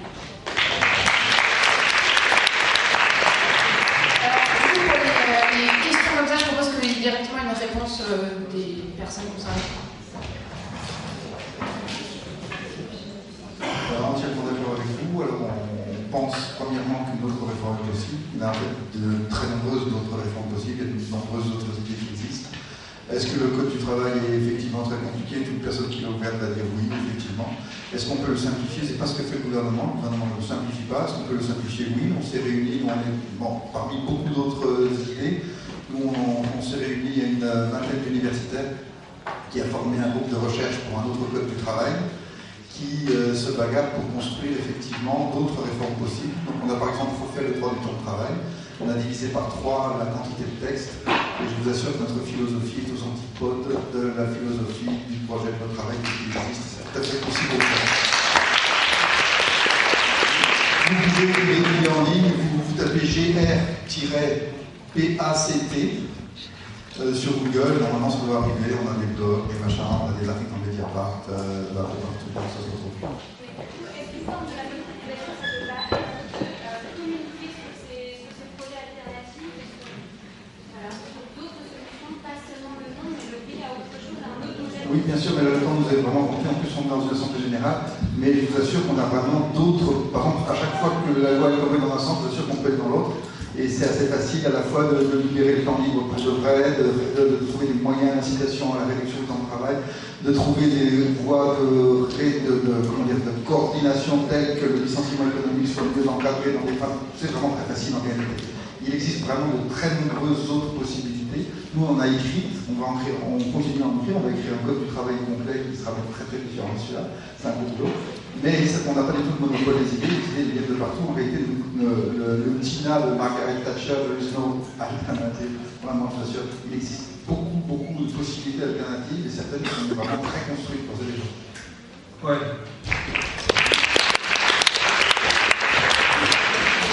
C'est vrai qu'il y a plein d'initiatives très bonnes de réécriture du code, mais il faut aussi pas oublier que le problème n'est pas le droit du travail. C'est pas dans le droit du travail qu'on résoudra les problèmes d'emploi. C'est dans une autre répartition des richesses, dans une autre manière de penser le travail, une autre manière, la qualité de l'emploi. Il y a bien sûr des aspects techniques qui sont extrêmement importants et qu'il faut prendre en charge et que vous devez prendre en charge en tant que juriste. Mais au-delà des aspects techniques, il y a aussi des aspects politiques qui font qu'il faut aller dans une réponse contre un projet de loi aussi grave que ça, qui vont au-delà du code, qui vont sur des questions politiques. Je pense qu'il faut aussi prendre en charge au même titre. Et l'un n'empêchant d'ailleurs pas du tout l'autre.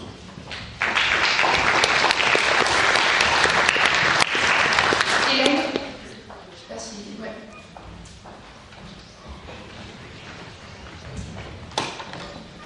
Ouais, bonjour tout le monde. Je ne sais pas si vous avez vu hier, c'est passé un peu à la télé quand même, sur internet, etc. On avait notre cher Manuel Valls qui est passé dans une usine Safran dans la Meuse et qui a expliqué aux salariés présents que lui il connaissait très bien la précarité, parce qu'il était en CDD. Et que donc vraiment, voilà, il faisait cause commune quoi, avec les ouvriers de Safran, c'était vraiment le défenseur du peuple. Ça c'est un exemple, monsieur Loquiac, on a cité un autre tout à l'heure théorique, mais qui se réalise assez rapidement dans la pratique, l'histoire de l'entrepreneur qui souhaite doubler son salaire en un claquement de doigts.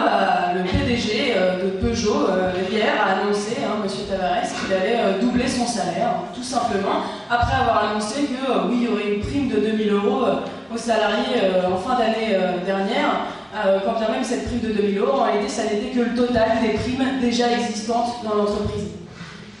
Donc, quand on fait ce bilan-là, il y a un moment aussi en dehors du droit du travail qui, je ne surprendrai pas ceux qui ont eu un cours sur le droit du travail en L3 cette année ou les années précédentes, qui en dehors du fait de considérer que le droit du travail en lui-même il est ambivalent, il sert à la fois les intérêts des salariés pour se défendre, mais aussi les intérêts du patronat, voire de l'État, dans ce qu'il permet aussi d'exploitation, de travail salarié, etc. En dehors de ce débat-là, et donc du débat d'alternatives possibles dans notre code du travail, etc., il y a la question quand même qu'il faut se poser, qui est celle de, un moment, dans quelle société on veut vivre. Et est-ce que cette société où le gouvernement enchaîne les citations d'humiliation, je veux dire, de l'ensemble du salariat en France, en délirant, proprement en parler, en délirant sur la vie d'un entrepreneur qui serait plus difficile que celle d'un ouvrier, etc., etc.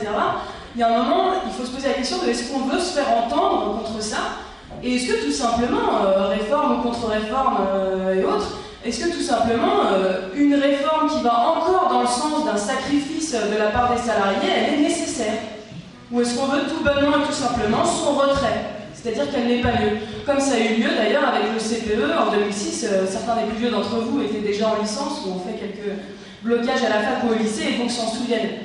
Donc ça, voilà, je pense il est temps qu'on se pose un peu collectivement la question. En effet, la mobilisation, elle a commencé depuis 2 semaines à la fac, mais il est grand temps qu'on la rejoigne au bâtiment F, et c'est pas juste prendre un train en marche, c'est aussi la construire. On a besoin de juristes, on a besoin de gens dans tous les bâtiments de la fac qui puissent construire la mobilisation. Il faut aussi, dernière petite question, réfléchir bien au fait que la grève nationale interprofessionnelle qui a lieu jeudi, là, c'est quand même des milliers et des milliers de salariés qui vont perdre un jour de salaire, voire plusieurs, puisqu'elle est reconductible dans certains secteurs. Donc des pères de famille, des mères de famille qui vont perdre un jour de salaire, éventuellement plusieurs jours de suite.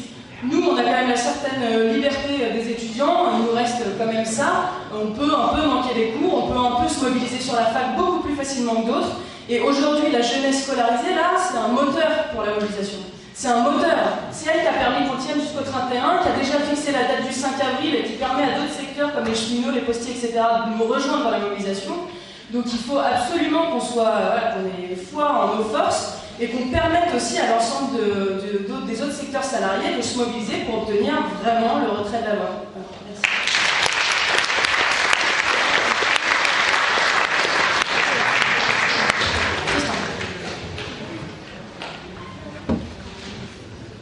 Bonjour à tous, je m'appelle Tristan. J'espère qu'on va tout me faire taper sur les doigts parce que j'ai une question qui est peut-être un peu plus juridique que militante, même si je partage globalement vos idées. Moi, je voudrais poser la question, notamment aux professeurs qui sont là, une question au sujet de l'ordre public conventionnel. On sait que la loi du 4 mai 2004, pour une partie de la doctrine, a mis en place un véritable ordre public conventionnel. D'autres n'y croient pas, puisqu'ils partent du principe que l'ordre public conventionnel est un non-sens, en ce sens que seule la loi peut fixer un ordre public. Il y a des débats autour de ça. Moi, la question que je me pose, c'est par rapport à ce projet de loi. On a par exemple le rapport Condrexel qui nous parlait d'ordre public à tout va. Il faut instaurer un ordre public, etc. Et après, quand on voit le projet de loi El Khomri, où on se dit que les conventions de branche ont de moins en moins la possibilité de verrouiller leurs dispositions, qu'il y a une priorité qui sera donnée aux conventions collectives, aux accords collectifs de travail en entreprise, j'ai envie de dire, que reste-t-il finalement, que restera-t-il finalement avec la loi El Khomri de l'ordre public conventionnel?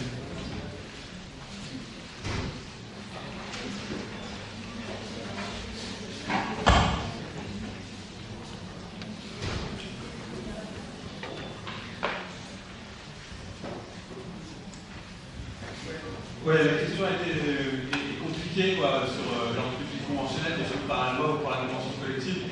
En fait, ce que je vous proposerais bien à ceux qui veulent poser des questions assez techniques, pour pas que les interventions elles soient un coup sur la mobilisation, un coup sur les questions techniques, peut-être que ce qu'on peut faire, c'est après, vous venez nous voir, et puis on discute de tout super technique, parce que là-dessus, la question est compliquée, après votre réponse elle-même compliquée, peut-être pas exactement dans le ton d'une mobilisation à que certains souhaiteraient construire. Donc ce que je vous propose, pour tous ceux qui ont aussi une question sur le référendum, c'est que moi je peux rester un peu après, voilà, on discutera, on ne dira pas plus là, on prendra un café, mais ce sera peut-être plus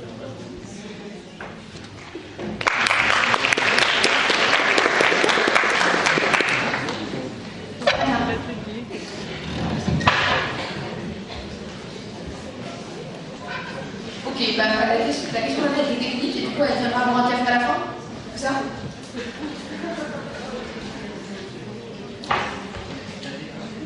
Ouais, alors moi je me suis inscrite très rapidement, je suis d'accord avec ce qui a été dit.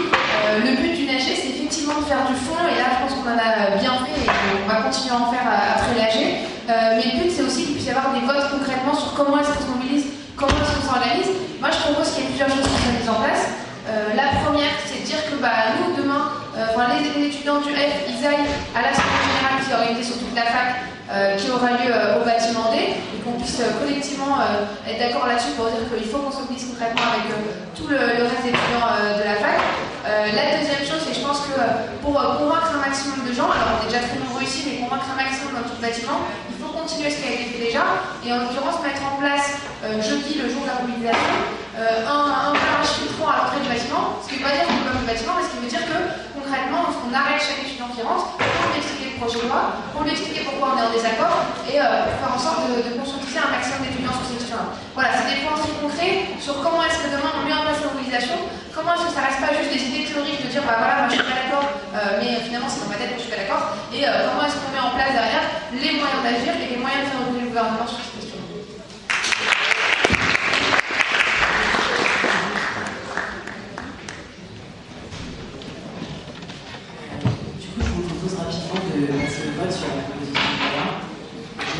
Est-ce qu'on organise demain matin un barrage filtrant devant le bâtiment F pour... pardon, jeudi, un barrage filtrant devant le bâtiment F pour... demain aussi. Demain et jeudi, un barrage filtrant devant le bâtiment F pour retenir le plus de gens, discuter avec eux et propager la mobilisation. Voilà. Ceux qui sont pour, levez la main. Quelqu'un contre ou pas? Est-ce que vous pouvez garder la main levée, s'il vous plaît? Moi, je propose que ce soit pas vrai. On a eu long pour. Ben, ça viendra juste après. On va faire ta proposition.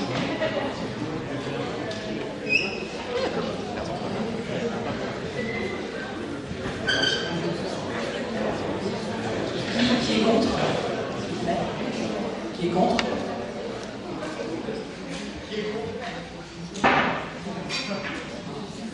Qui s'abstient?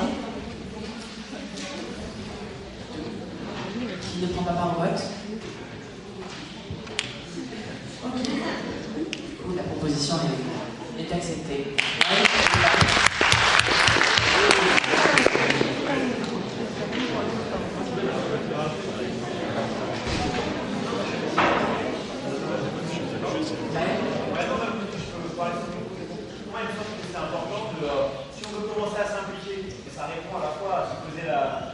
C'est-à-dire on doit aussi réfléchir à quelle contre-réforme, quelle autre solution, quelle autre solution on a besoin.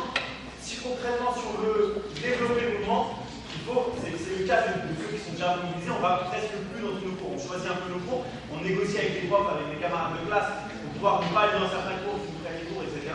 Bah, ça décide de se mettre en grève. C'est-à-dire que chacun va essayer de ne pas aller en cours au maximum, mais de participer à la construction de la mobilisation. C'est-à-dire tenir le piquet de grève. Tout à l'heure, il y a un autre truc qu'on n'a pas dit, c'est qu'il y a le comité de mobilisation.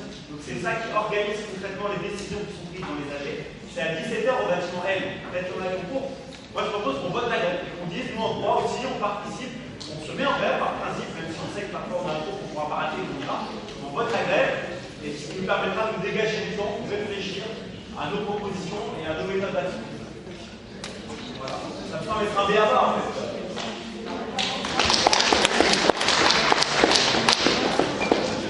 Par rapport à la grève que propose Maëlle, il y a une petite précision que je voulais encore faire. On a obtenu auprès de la direction de l'université des dispenses d'assiduité. Pour ceux qui ont des TD, donc des cours en présentiel, il est possible d'avoir un petit formulaire qui est téléchargeable sur le site de la fac. Et vous pouvez, à ce moment-là, vous êtes en fait excusé pour votre TD, vous n'avez pas d'absence. Ce n'est pas une absence injustifiée, ce n'est pas une absence justifiée, c'est simplement pas d'absence du tout. Pour les jours de mobilisation uniquement, donc les jours d'AG et les jours de manifestation, vous pouvez télécharger ce petit papier, le donner à votre professeur et vous n'avez pas d'absence. Voilà.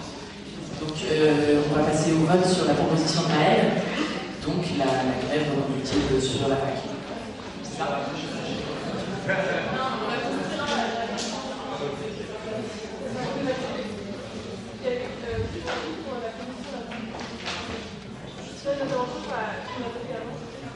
J'entends pas ce que vous dites. On a juste des propositions concrètes par rapport à ce qui a été dit d'avance. C'est-à-dire qu'on a dit on peut un barrage filtrant, qui est-ce qui rentre, quel rendez-vous, avec qui, comment. Justement, on allait justement répondre à cette question. Sur la question du barrage filtrant, maintenant qu'il a été voté, il faut des gens pour le faire. C'est-à-dire qu'à chaque fois qu'on a fait, ça paraît logique, à chaque fois qu'on a fait des barrages filtrants, on était 2, 3, 4. Maintenant, je vois qu'il y a une grosse assemblée, on est une trentaine à avoir voté pour le barrage filtrant. Donc il y a des feuilles qui circulent dans lesquelles normalement vous avez inscrit vos mails, vos numéros de téléphone, on vous enverra des textos, on vous enverra des mails pour qu'on se donne rendez-vous demain et après-demain. Et j'incite tous ceux qui ont un peu de temps libre à la fin de l'Assemblée Générale à venir discuter avec nous pour qu'on puisse se voir, discuter pour un café, se rencontrer un peu et qu'on voit qui est impliqué, qui veut faire quoi, qui est prêt à faire quoi dans la mobilisation, parce qu'effectivement, ce serait vraiment une bonne chose que les étudiants en droit s'impliquent dans cette mobilisation.